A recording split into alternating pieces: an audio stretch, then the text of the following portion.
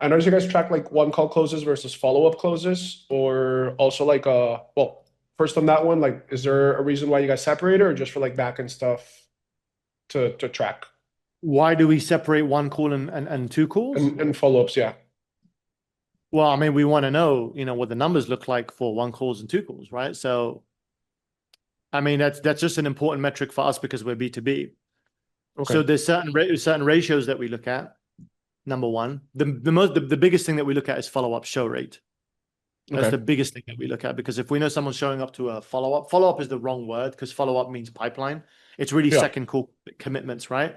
So we look at Exactly. that number first and foremost, and then we analyze who has a problem with one calls versus two calls in terms of skill. And then that also gives us information in terms of uh, the quality of the leads.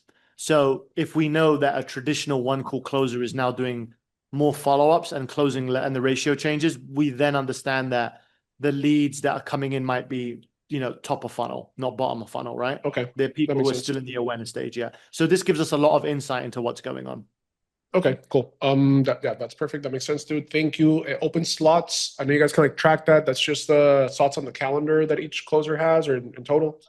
Correct. We wanna be pacing 150 slots minimum per closer.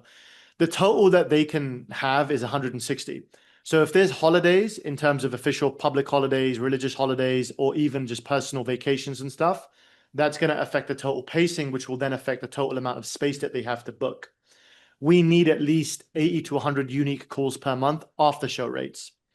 So if after show rate is 80 to 100, they have to have 150 to 160 pacing in order to achieve that. This Okay. also will show you how well they're managing their calendar with regards to follow-ups. Do you sell B2C or B2B?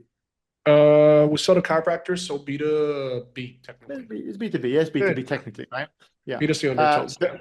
So if you guys are doing follow-ups, 100% you want to check the follow-ups, 100%. But then on top of that, the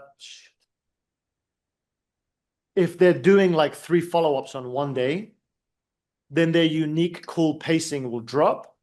And that tells you that they're going to have less space for new calls, which you're spending money on ads for. Yeah. So the management of the calendar is also what affects on top of holidays, vacations, sick leave or whatever.